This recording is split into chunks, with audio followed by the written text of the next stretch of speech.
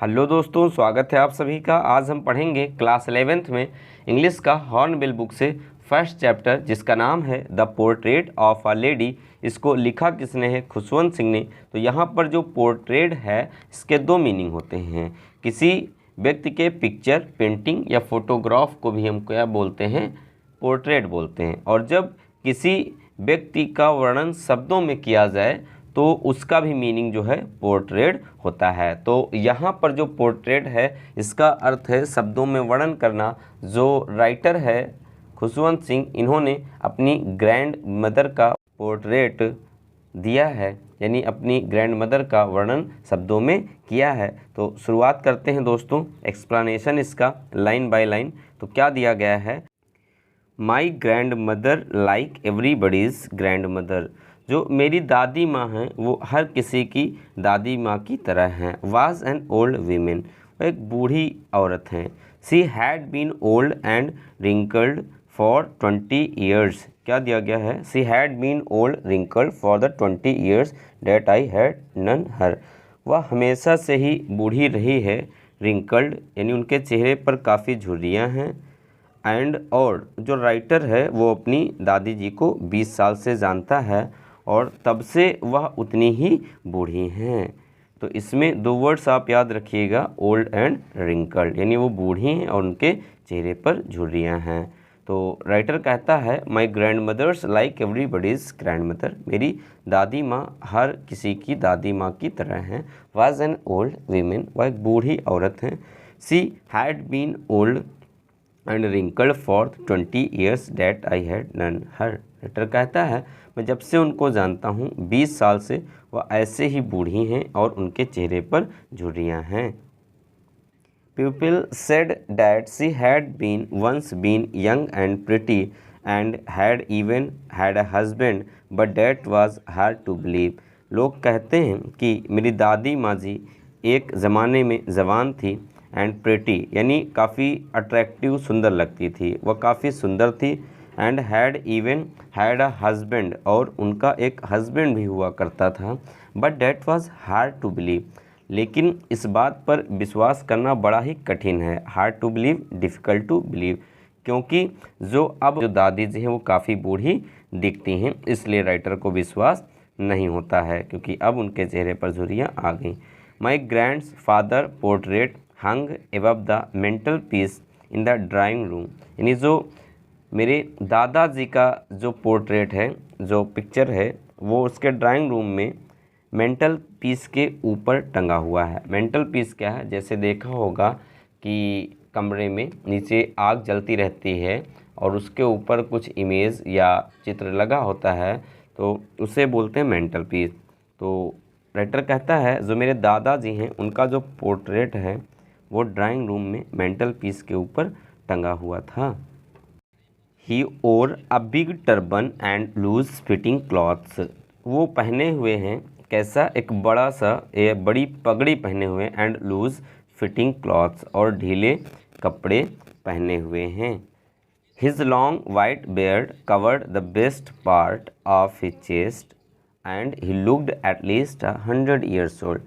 उनकी जो सफ़ेद दाढ़ी है वो उनके चेहरे को ढके हुए है सीने तक, और वो देखने पर ऐसे लग रहे हैं कम से कम 100 साल के बूढ़े हैं। तो ये ग्रैंडफादर का डिस्क्रिप्शन हो गया।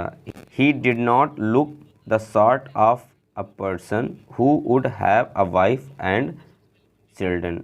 उनको देखकर ऐसा नहीं लगता था कि इनके कोई वाइफ या फिर चिल्ड्रन रही होगी। He looked as if he could only have lots and lots of grandchildren. उनको देखकर ऐसा लगता है जैसे उनके कई पोते पोतियाँ हों। As for my grandmother being young and pretty the thought was almost revolting. और जहाँ तक जो मेरी दादी माँ का खूबसूरत और जवान दिखने की बात है, तो that thought was almost revolting, ये जो विचार है लगभग ये रिवोल्ट उत्पन्न कर देता है। रिवोल्ट का मतलब यहाँ पर जो लिया गया है हार्ड टू बिलीव, यानी इस बात पर विश्वास करना बड़ा ही कठिन लगता है। यानी राइटर को विश्वास नहीं होता कि एक ज़माने में माताजी ऐसी भी थी। She often told us of the games she used to play as child. तो वह हमें अपने गेम के बारे में बताया करती जो वो अपने बचपन के समय में खेला करती थी। That seemed quit absurd and undignified on her part as we treated it like the fables of the prophets she used to tell us. That seemed quite absurd. absurd का मतलब होता है illogical, बेतुका, बेढंगा, और जो undignified है इसका मतलब होता है unimportant। तो राइटर कहता है that seemed quite absurd, यह बहुत ही बेतुका और अनइम्पोर्टेंट लगता था। On her part we treated it, उनके लिए, तो उनके लिए सारे गेम अनइम्पॉर्टेंट और इलॉजिकल थे। But we treated it like the fables of the prophets. Prophets means priest होता है, यानी भगवान के द्वारा जो भेजे गए देवदूत। तो जैसे भगवान के द्वारा भेजे गए जो मैसेंजर होते हैं उनकी कहानी को या बात को जैसे लोग बड़े ध्यान से सुनते हैं, तो ठीक वैसे ही जो माताजी अपने खेल के बारे में बता रही थी बचपन के, उनको भी हम उतने ही ध्यान से सुन रहे थे। She had always been short and fat and slightly bent. तो यहाँ पर ग्रैंड मदर को डिस्क्राइब और ज़्यादा किया गया है कि पहले बताया गया था वो केवल बूढ़ी थी और व्रिंकल्ड था उनका चेहरा, लेकिन यहाँ पर बताया गया है कि वह हमेशा से ही काफ़ी शॉर्ट यानी नाटी एंड फैट थोड़ी मोटी थी, एंड स्लाइटली और हल्का सा झुकी हुई थी। जैसे बूढ़ी थी तो कमर से थोड़ा सा वो झुकी हुई थी। Her face was criss cross of wrinkles running from everywhere to everywhere. उनका जो चेहरा था उस पर पूरा क्रिस क्रॉस बना हुआ था। क्रिस क्रॉस का मतलब ऐसे जैसे लाइनिंग या जालीदार बना हुआ था, जिसपे झुर्रियाँ ही झुर्रियाँ थी। Running from everywhere to everywhere, चेहरे पर हर जगह पर लाइनें बनी हुई थी। No we were certain she had always been as she had. तो हम लोगों को ये पक्का विश्वास था कि वो हमेशा से ही ऐसी थी। एज वी हैड नन हर, जैसे कि हम उन्हें जानते थे।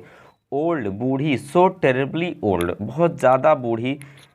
That C could not have grown older, कि वो अब और ज़्यादा बूढ़ी नहीं हो सकती थी। And had stayed at the same age for 20 years, और वो 20 सालों से इसी एज पर टंगी हुई थी, मतलब 20 सालों से वो बिल्कुल एक जैसे ही लग रही थी। She could never have been pretty, वो कभी भी सुंदर नहीं थी। But she was always beautiful, यहाँ जो प्रिटी जो दिया गया है कि वो सुंदर भी नहीं थी और फिर भी हमेशा से सुंदर थी। तो जो प्रिटी है वो फिज़िकल ब्यूटी के लिए लिया गया है कि वो यानी बाहर से देखने में सुंदर नहीं थी, लेकिन उनका जो काइंडनेस था, जो दयालु नेचर था और जो कैरेक्टर थे, इसकी वजह से वो राइटर कहता है कि काफ़ी ज़्यादा वो क्या थी, सुंदर थी। यानी वो इनर ब्यूटी के बारे में बताता है। कहता है but she was always beautiful, कि वह हमेशा ही सुंदर थी। She hobbled about the house in spotless white with one hand resting on her waist to balance her stoop and the other telling the beads of her rosary. जो hobbled है, हॉबेल्ड का मतलब लंगड़ाते हुए। तो राइटर कहता है she hobbled about the house in spotless white, कि वो लंगड़ाते हुए चलती थी और द हाउस घर में इन स्पॉटलेस वाइट, स्पॉटलेस का मतलब दाग वाग नहीं रहता था, यानी वो विधवा थी इसलिए सफ़ेद कपड़े पहनती थी, तो दागहीन सफ़ेद कपड़े पहनती थी। विद वन हैंड रेस्टिंग, उनका एक हाथ था वो कहाँ रहता था, कमर पर, क्योंकि वो बूढ़ी थी, इससे उनको क्या मिल सके, बैलेंस, सहारा मिल सके, इसीलिए वो अपने हाथ को कमर पर लगाए रहती थी। And the other telling the beads of her rosary, और दूसरे हाथ में वो क्या लिए रहती थी, एक रोजरी यानी जाप वाप करने वाला जो बीड्स माला था उसको लिए रहती थी। हर सिल्वर लॉक्स वर स्कैटर्ड अनटाइडली ओवर हर पेल पकर्ड फेस, जो उनके बाल थे वर स्कैटर्ड, वो बिखरे रहते थे, अनटाइडली यानी बंधे हुए नहीं रहते, तो खुले हुए, ओवर हर पेल, उनके पीले, पकर्ड फेस, पकड़ फेस का मतलब क्या होता है, जैसे जब कोई खट्टा चीज़ खाते हैं तो हमारा चेहरे का जो एक्सप्रेशन होता है उसे पकड़ फेस बोलते हैं। तो उनका जो चेहरा था वो पीला और पकड़ था। And her lips constantly moved, और जो उनके होंठ थे वो लगातार moved in inaudible prayer. Inaudible जिस that can not be heard, जिसको सुना ना जा सके, इसका अपोजिट हो जाएगा ऑडिबल। और वो हमेशा जो उनके होंठ थे एक ना सुनने वाली प्रेयर करते रहते थे, यानी वो आवाज़ बाहर नहीं आती थी। यस सी वॉज ब्यूटीफुल, हाँ वो सुंदर थी। सी वॉज ब्यूटीफुल, वह सुंदर थी। तो यहाँ पर ये बोला गया सुंदर थी, यानी ये फिर से इनर कैरेक्टर के बारे में बताता है राइटर कि सी वॉज ब्यूटीफुल, वह सुंदर थी। She was like the winter landscape in the mountains. ये winters landscape in the mountain, यानी वो जैसे पर्वत होता है तो जो वहाँ पर ठंडी में उस पर आइस यानी स्नो कवर्ड हो जाती है, तो उससे जो एकदम काम या शांति महसूस होती है और काफ़ी वहाँ अच्छा लगता है। तो वैसे ही राइटर कहता है कि she was like the winter landscape, mountain के जैसे थी। An expanse of pure white serenity. Serenity का मतलब क्या होता है? State of being calm and peaceful, यानी शांत और काम रहने की जो एक अवस्था है उसको बोलते हैं सेरेनिटी। कंटेंटमेंट का मतलब क्या होता है? सेटिस्फैक्शन होता है। क्या होता है? सेटिस्फैक्शन होता है। तो N expanse of pure white serenity का मतलब हो जाएगा कि ये चीज़ बताती है काम, peaceful and serine character of the authors grand mother. तो ये पूछ सकता है कि इसके ये जो वर्ड यूज़ किया गया वो दादी जी के लिए कैसे यूज़ किया गया। तो राइटर कहता है she was like the winters landscape, तो वो विंटर्स के लैंडस्केप माउंटेन के जैसे हैं पर्वत पर। और an expanse of pure white serenity, जो काफ़ी ज़्यादा शांत और कैसी सुखद लगती हैं। Breathing peace in the contentment, और जिससे काफ़ी ज़्यादा क्या संतुष्टि महसूस होती है। अब आगे इसमें राइटर का रिलेशनशिप बताया गया उनकी दादी जी के साथ, और इस रिलेशनशिप को 3 फेज़ में बांटा गया। पहले यानी बचपन में, चाइल्डहुड में उनका रिलेशन कैसा था दादी जी के साथ में। फिर जब वो कॉलेज जाने लगता है पढ़ने, तब उसका दादी जी के साथ रिलेशन कैसा होता है। और फिर जब वो बड़ा हो जाता है और यूनिवर्सिटी में पढ़ने जाने लगता है, तब उसका रिलेशन दादी जी के साथ कैसा रहता है। तो शुरुआत करते हैं। My grand mother and I were good friends, मैं और मेरी दादी जी एक अच्छे दोस्त थे। माई पेरेंट्स लेफ्ट मी विद हर, मेरे माता पिता मुझे इनके साथ छोड़ गए। छोड़ गए का मतलब यानी वो लोग अलग शिफ्ट हो गए, तो ये बच्चा ही दादी जी के साथ रहता था। तो my parents left me with her when they went to live in the city and we were constantly together. मेरे माता पिता मुझे दादी जी के साथ छोड़ गए और वो शहर में चले गए रहने के लिए। And we were constantly together, और हम तब से साथ में रहते हैं। She used to fake me up, तो वह जो मेरी दादी जी हैं तो वो मुझे सुबह जगाती थी। And get me ready for school, और मुझे स्कूल के लिए तैयार करती थी। यानी सुबह वो मुझे जगाती थी और मुझे तैयार करती थी। She said her morning prayer in a monotonous sing song while she bathed and dressed me in hope that I would listen and get to know it by heart. तो जो मेरी दादी जी थी वो क्या करती थी, वो सुबह की एक प्रेयर गाती थी in a monotonous way. Monotonous क्या होता है? यानी गाना होता है एक अजीब डल तरीके से। तो लड़का कहता है जो मेरी माता जी हैं वो एक प्रेयर गाती रहती थी वाइल सी बाथ, जब वो मुझे नहलाती थी। एंड ड्रेस, जब मुझे कपड़े पहनाती थी। इन द होप, इस उम्मीद में, डैट की I would listen and get to know it by heart, कि मैं इसे सुनूंगा और मैं इसे याद कर लूँगा। आई लिसन, मैं इसे सुनता था। बिकॉज, क्योंकि आई लव्ड हर वॉइस, मुझे उनकी आवाज़ बहुत पसंद थी। But never bothered to learn it, लेकिन मैं कभी भी उसको याद नहीं किया। Then she would fetch my wooden slate, तब वो मेरी लकड़ी वाली स्लेट लाती। Which she had already washed, इसको वो पहले से ही पोंछ कर रखती थी। वाश्ड एंड प्लास्टर्ड, उस पर एक लेयर चढ़ी हुई थी। विद येलो चाक, किससे? येलो चाक से। अ टाइनी अर्दन इंक, और एक कैसी? एक छोटी सी इंक पॉट थी। एंड अ रेड पेन, और एक लाल पेन था। Tie them all in a bundle, tie मतलब बांध देना, टाइट करना। उनको बांध देती थी इन अ बंडल, एक बंडल में। And hand it to me, और वह मुझे दे देती थी।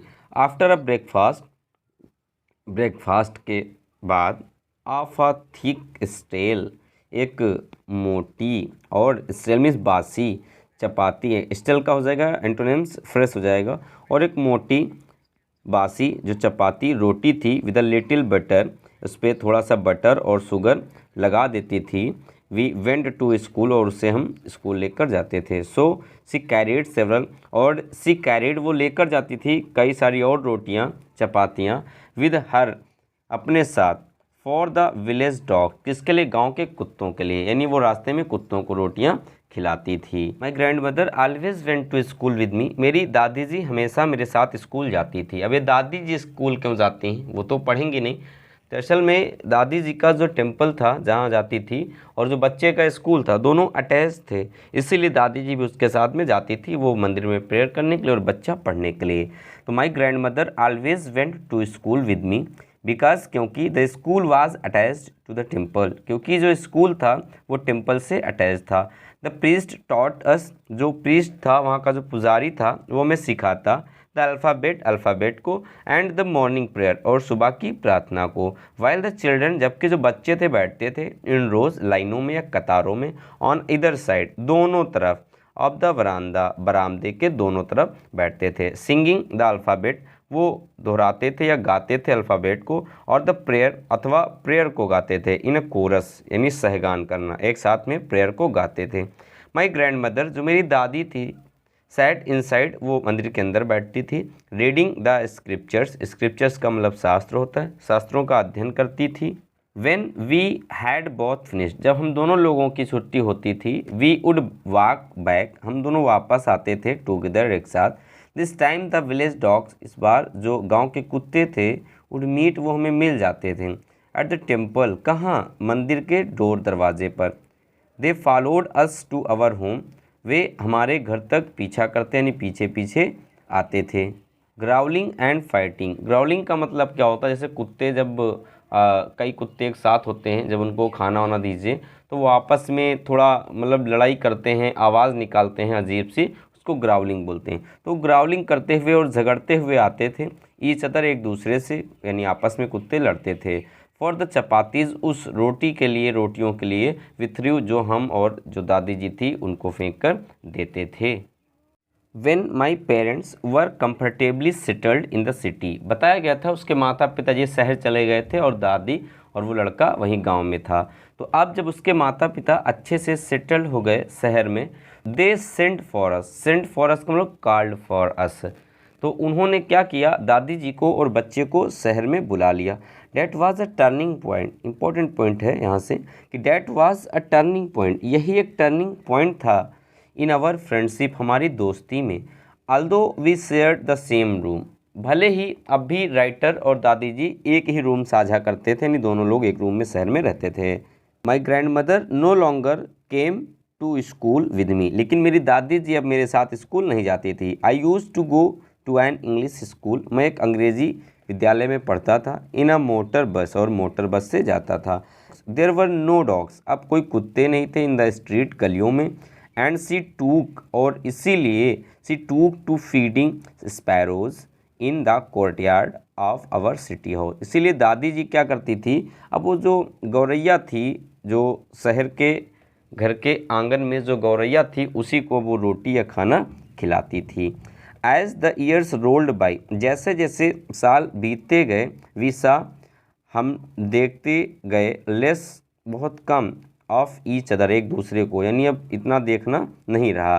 फॉर सम टाइम, कुछ समय के लिए, she continue to wake me up and get me ready for school, कुछ समय तक सी कंटिन्यूड, उन्होंने जारी रखा, टू वेक मी, मुझे जगाना, and get me ready for school, और स्कूल के लिए तैयार करना। व्हेन आई कम बैक, जब मैं वापस आता, सी वुड आस्क मी, वह मुझसे पूछती, व्हाट द टीचर हैड, कि टीचर ने क्या, टॉट मी, मुझे क्या सिखाया गया। I would tell her English words and little things of western science and learning the law of gravity, Archimedes principle, the world being around etc। तो आई would tell हर, मैं उनसे बताता, डैट की इंग्लिश वर्ड, कुछ अंग्रेजी के मैंने वर्ड सीखे हैं, little things of western science, थोड़ा बहुत वेस्टर्न साइंस के बारे में, एंड लर्निंग, और उसमें सीखा है मैंने क्या, the law of gravity, gravity के नियम, आर्किमिडीज के सिद्धांत, द वर्ल्ड बीइंग राउंड, और जो संसार है वो गोल, यही सब चीज़ मैंने सीखी है। दिस मेड हर अनहैप्पी, ये चीज़ उन्हें क्या कर देती थी, अनहैप्पी कर देती थी, क्योंकि दो रीज़न थे। She could not help me with my lesson, क्योंकि अब वो मेरी लेसन्स में मेरी सहायता नहीं कर पाती थी। दूसरा, she did not believe in the things, वह इन चीज़ों में विश्वास नहीं करती थी, they taught at English school, जो इंग्लिश स्कूल में पढ़ाया जाता था। एंड वाज डिस्ट्रेस, ये बात दुख दे जाती थी डैट की, there was no teaching about God, की कोई भी शिक्षा नहीं दी जा रही है भगवान के बारे में, एंड द स्क्रिप्चर्स, और शास्त्रों के बारे में। वन डे आई अनाउंस्ड, एक दिन मैंने कहा डैड की, we were being given music lesson, कि हम लोगों को आज म्यूज़िक का पाठ पढ़ाया गया। सी वाज वेरी डिस्टर्ब्ड, वो बहुत ही डिस्टर्ब हो गई। To her music had lived association, उनका कहना था जो संगीत है वो वैश्या लोगों का काम है। It was the monopoly, monopoly का मतलब होता है एकाधिकार, it was the monopoly of harlots and beggars and not meant for gentle Fock.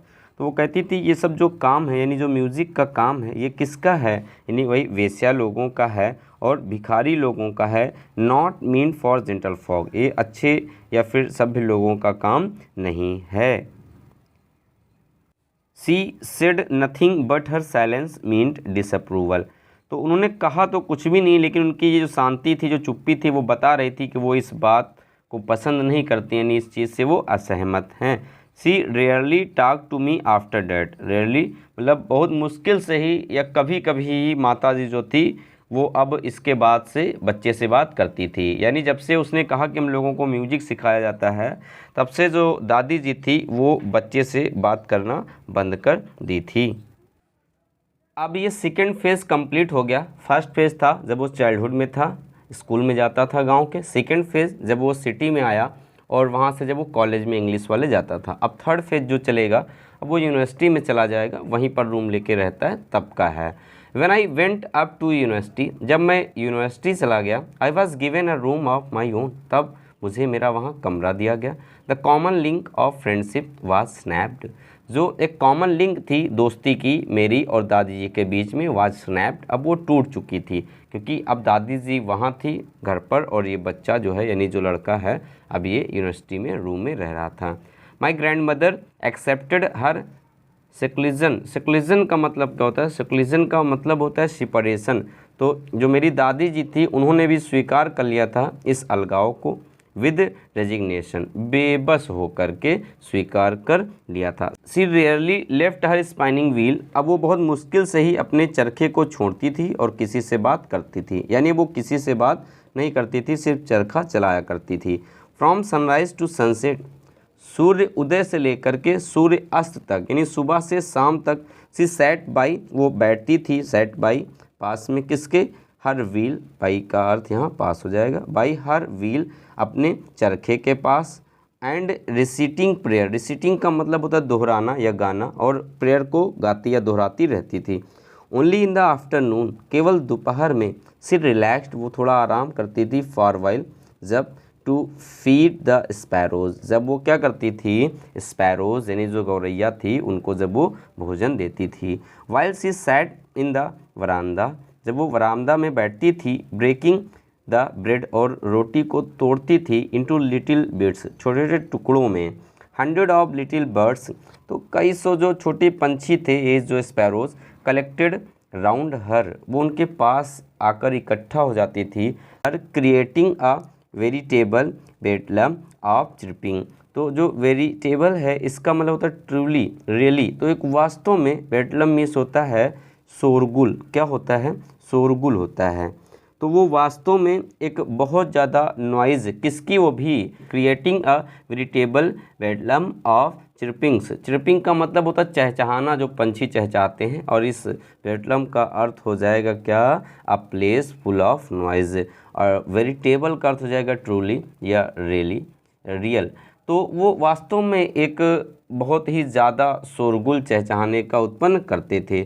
सम केम, कुछ जो पंछी थे आते थे, एंड प्रेस्ड, बैठ जाते थे। कहाँ पर बैठ जाते थे? ऑन हर लेग्स, उनके पैर पर। अदर्स ऑन हर शोल्डर्स, और कुछ उनके कंधे पर, शोल्डर्स पर बैठ जाते थे। सम इवन सेट, कुछ तो यहाँ तक बैठ जाते थे पंछी, वह स्पैरोज ऑन हर हेड, उनके सर पर बैठ जाते थे। सी स्माइल्ड, वो मुस्कुराती, but never shooed them away, लेकिन वो उनको क्या नहीं करती थी? भगाती नहीं थी। शूड मीन्स भगाना। It used to be the happiest, ये होता था हैप्पीएस्ट हाफ आवर, आधा घंटा सबसे प्रसन्नदायक, ऑफ द डे ऑफर, उनके दिन का सबसे प्रसन्नदायक ये आधा घंटा होता था जब वो पंछियों को खाना देती थी। When I decided to go abroad, abroad means होता है फॉरेन कंट्री, तो जब मैंने निर्णय लिया कि मैं विदेश जाऊंगा फॉर फर्दर स्टडीज़, आगे की पढ़ाई के लिए, अब आई श्योर, मैं श्योर था, my grand mother would be upset, कि जो मेरी दादी जी हैं वो परेशान हो जाएंगी। I would be away for 5 years, मैं 5 साल के लिए दूर हो जाऊँगा। एंड एट हर एज, और जो उनकी उम्र है, वन कुड नेवर टेल, कोई भी उसके बारे में कुछ भी कह नहीं सकता कि दादी जी अभी कितने साल और चलेंगी। But my grand mother could see, लेकिन जो मेरी दादी जी थी वो सब जानती थी। She was not even sentimental, वो ज़रा सी भी भावुक नहीं हुई। सी केम टू लीव मी, वह मुझे छोड़ने आई, at the railway station, railway station पर, बट डिड नॉट टॉक, लेकिन उन्होंने बात नहीं की। आर सो, ना ही दिखा, एनी इमोशन, किसी प्रकार का इमोशन या कोई भावना नहीं दिखी। हर लिप्स मूव्ड, जो उनके होंठ थे वो हिल रहे थे। इन प्रेयर, यानी वो प्रार्थना कर रही थी। Her mind was lost in prayer, जो उनका दिमाग था वो प्रेयर में ही लगा हुआ था। हर फिंगर्स वर बिजी, जो उनकी उंगलियां थी वो व्यस्त थी। Telling the beats of her rosary, यानी जो उनकी माला थी उसको वो उंगलियों से फेर रही थी। साइलेंटली सी किस्ड, शांतिपूर्वक, सी किस्ड, उन्होंने किस किया, माई फॉरहेड, मेरे मत्थे पर। एंड व्हेन आई लेफ्ट, जब मैं छोड़ने लगा, यानी जब मैं जाने लगा, आई चेरिस्ड, चेरिस्ड का मतलब इंजॉयड, तो मैं काफ़ी खुश था। The moist imprint, moist imprint क्या है? जैसे जब किस की थी तो उसकी वजह से जो थोड़ा सा गीला हो जाएगा मत्था, तो लड़का कहता है आई चेरिस्ड, मैं प्रसन्न था, मैंने आनंद लिया। द मॉइस्ट इम्प्रिंट, उस मॉइस्ट इम्प्रिंट का, एज पर है, जैसा कि शायद द लास्ट साइन, कि ये लास्ट साइन हो ऑफ फिजिकल कॉन्टैक्ट, शारीरिक कॉन्टैक्ट का, बिटवीन अस, हम दोनों के बीच में, क्योंकि अब शायद दोबारा जब मैं आऊँ तो दादी जी से मुलाकात ना हो। But that was not so, लेकिन ऐसा नहीं हुआ, यानी दादी जी अभी भी जिंदा थी। आफ्टर 5 years, 5 वर्ष के बाद, आई केम बैक, मैं वापस आया घर। And was met by her, और मैं दादी जी से मिला एट द स्टेशन, स्टेशन पर, यानी दादी जी जो है स्टेशन पर आई थी। She did not look a day older, वो एक भी दिन बूढ़ी नहीं लग रही थी, यानी बिल्कुल वैसे थी जैसे पहले थी। सी स्टिल हैड नो टाइम, अभी भी उनके पास समय नहीं था फॉर वर्ड्स, शब्दों के लिए, यानी वो अभी भी बात नहीं कर रही थी। And while she clasped me in her arms, और जब उन्होंने मुझे गले से लगा लिया, आई कुड हेयर, सुन सकता था, हर रेसिटिंग, यानी उनके उस दोहराने को, किस चीज़ को? प्रेयर को, यानी वो प्रेयर कर रही थी। Even on the first day, यहाँ तक जो पहला दिन था ऑफ माई अराइवल, मेरे आने का, हर हैप्पीएस्ट मोमेंट, अभी भी जो उनका प्रसन्नदायक मोमेंट था, वर विद हर स्पैरोज, वो स्पैरोज के साथ में था। होम सी फेड लॉन्गर, जिनको वो और देर तक खिला रही थी। And with फ्रिविलस rebuke, frivolous rebuke का मतलब क्या होता है? स्कोल्डिंग इन अ सिली मैनर, यानी डांट रही थी, लेकिन कैसे? प्यार से। तो और वो स्पैरोज को प्यार से डांट रही थी। इन the evening a change came over हर, शाम को मैंने उनमें थोड़ा सा परिवर्तन देखा। सी डिड नॉट प्रे, उन्होंने प्रार्थना नहीं की। सी कलेक्टेड द वीमेन, उन्होंने महिलाओं को इकट्ठा किया पड़ोस से या आसपास से। गॉट एन ओल्ड ड्रम, और एक पुराना जो है क्या लिया? ड्रम, यानी ढोलक लिया। एंड स्टार्टेड टू सिंग, और गाना शुरू कर दिया। फॉर सेवरल आवर्स, घंटों तक। सी थम्ड द सैगिंग, वो पीटती रही। द सैगिंग, सैगिंग का मतलब क्या होता है? सैगिंग का मतलब जैसे ये ढोल हो तो इसको ज़ोर ज़ोर से पीटा जाए तो ये जो इसके जो साइड हैं, जो पर्दे लगे हैं, वो थोड़ा सा धंस जाएं।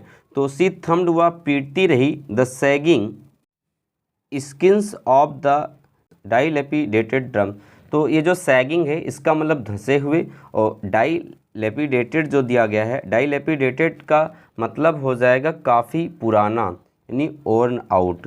तो वो पीटती रही उस पुराने ड्रम को, धंसे हुए पुराने ड्रम को, and सैंग of the home coming of warriors, और वो गीत गा रही थी। कौन सा?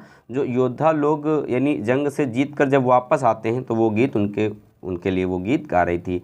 वी हैड टू परस्यूड का मतलब मनाना, हमें उन्हें मनाना पड़ा, टू स्टॉप की रुक जाओ, टू अवॉइड ओवर स्ट्रेनिंग वरना ज़्यादा थकान हो जाएगी। That was the first time, वह पहला समय था, सिंस आई हैड, जब से, आई हैड नन, मैं उन्हें जानता हूँ, that she did not pray, उन्होंने प्रार्थना नहीं की। यानी जब से मैं उनको जानता हूँ कि आज वो पहला दिन है कि इन्होंने प्रार्थना नहीं की है। The next morning she was taken ill, यानी जिसका डर था वही हुआ। अगली सुबह शी वॉज टेकन इल, वह बीमार पड़ गई। It was a mild fever, उनको हल्का बुखार था। And doctor told us, doctor ने हम लोगों से कहा, डैट इट वुड गो, यह जल्दी चला जाएगा या ठीक हो जाएगा। But my grand mother thought, लेकिन जो मेरी माता जी का विचार था वो डिफरेंटली, वो अलग था।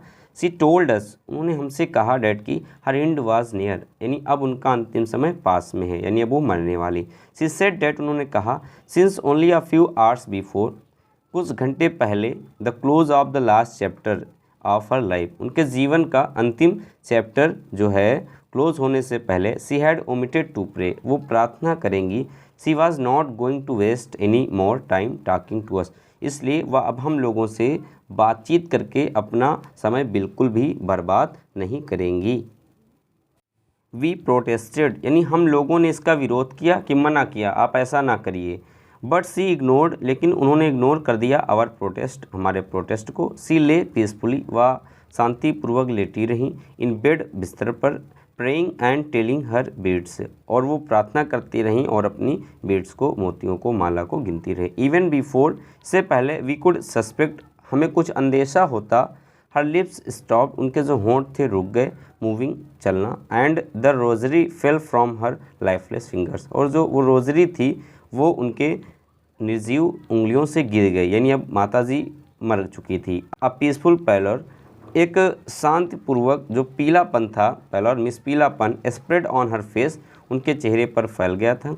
एंड वी न्यू, हम जान गए थे डैट की, सी वाज डेड, वह मर गई हैं। We lifted her off the bed, हम लोगों ने उन्हें बिस्तर से उठाया। एंड एज इज़ कस्टमरी, जैसे कि ये हमारे वहाँ रीत है, laid her on the ground, उन्हें ज़मीन पर लिटाया। And covered her with her red shroud, और उन्हें लाल कपड़े से ढक दिया, यानी कफन से ढक दिया। After a few hours of morning, कुछ घंटे विलाप करने के बाद, शोक मनाने के बाद, वी लेफ्ट हर अलोन, हम लोगों ने उन्हें अकेला छोड़ दिया। टू मेक अरेंजमेंट करने चले गए, फॉर हर फनरल, यानी उनके अंतिम संस्कार का या दाह संस्कार का अरेंजमेंट करने चले गए। In the evening we went to her room with a crude stretcher, crude stretcher का मतलब क्या होता है? बेसिक वे में जो बना हुआ स्ट्रेचर है जिसपे हम लोग लाश को लेकर के जाते हैं। तो हम लोग कमरे में गए, उनके कमरे में, क्रूड स्ट्रेचर के साथ में, टू टेक हर, उन्हें लेने के लिए, टू बी क्रीमेटेड, यानी उनको लेकर उनका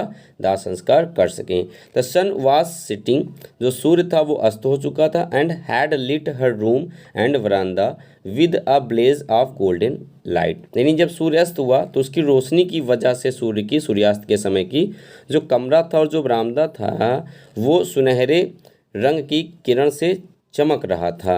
we stopped halfway in the courtyard, यानी जब वो आंगन में आते हैं तो बीच आंगन में ही रुक जाते हैं। ऑल ओवर द वरांदा, बरामदे में, एंड इन हर रूम, उनके कमरे में, राइट अप टू, यानी बरामदे से लेकर कमरे में, वेयर सी ले डेड, जहाँ पर वो मरी पड़ी थी, यानी मरी हुई लेटी थी। एंड स्टिफ रैप्ड, और जो उनका कठोर बॉडी था, wrapped in the red shroud, वो लाल रंग के कफन में लिपटा हुआ था। थाउजेंड ऑफ स्पैरोज, यानी हजारों जो स्पैरोज थी, सैट स्कैटर्ड, बिखरी हुई थी, ऑन द फ्लोर पर। देयर वाज नो चिरपिंग, लेकिन आश्चर्य की बात ये थी कि वो चिरपिंग चहचहा नहीं रही थी। वी फेल्ट सॉरी, हमें बहुत दुख हुआ, फॉर द बर्ड्स, पंछियों के लिए। एंड माई मदर फेस्ड, मेरी माता जी लाई सम ब्रेड फॉर देम, उनके लिए कुछ रोटी। She broke it into little crumbs, उन्होंने इसे छोटे छोटे टुकड़ों में तोड़ा। The way my grandmother used to, जैसे मेरी दादी जी तोड़ती थी। And threw it to them, और वो टुकड़े उन चिड़ियों की तरफ फेंक दिए। The sparrow took no notice of the bread, लेकिन वो जो स्पैरोज थी उन्होंने कोई भी ध्यान नहीं दिया ब्रेड पे। When we carried my grandmother's corpse, जब हम लोग अपनी दादी जी की डेड बॉडी को लेकर जा रहे थे, दे फ्लू अवे क्विकली, तो वो भी शांति से वहाँ से क्या हो गई, उड़ गई। Next morning the sweeper swept the bread crumbs into the dustbin, अगली सुबह जो स्वीपर था, साफ करने वाले ने साफ किया द ब्रेड, रोटी के टुकड़ों को इनटू द डस्टबिन, और कहाँ पर, डस्टबिन में डाल दिया। दोस्तों इस तरह से इस चैप्टर का line by line explanation complete होता है। नेक्स्ट वीडियो में हम पढ़ेंगे क्वेश्चंस और आंसर के बारे में, इसके सेकंड पार्ट में, जो काफ़ी आसानी से आपको समझ में आएंगे। कमेंट्स बॉक्स में लिख करके ज़रूर बताइएगा कैसा लगा आपको आज का लेक्चर। मिलते हैं हम लोग नेक्स्ट वीडियो में। Thanks for watching.